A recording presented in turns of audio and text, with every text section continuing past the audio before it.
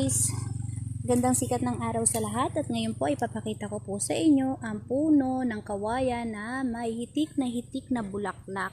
Napakabihira po sa puno ng kawayan ang magbigay ng bulaklak. So ngayon po, ito po at nakakita kami, ayan, napakadami pong bulaklak guys.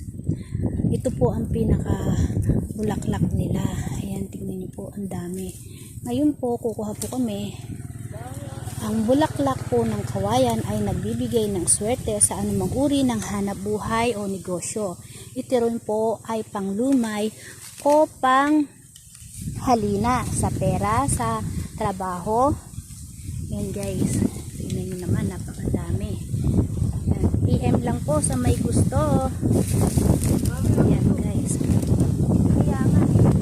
Ayan po, napakadami guys, bulaklak. Ayan, bulaklak, napakadami. Napakaswerte po na ipinakita sa amin ang bulaklak na ito sapagkat ito ay magbibigay ng maraming swerte o blessing.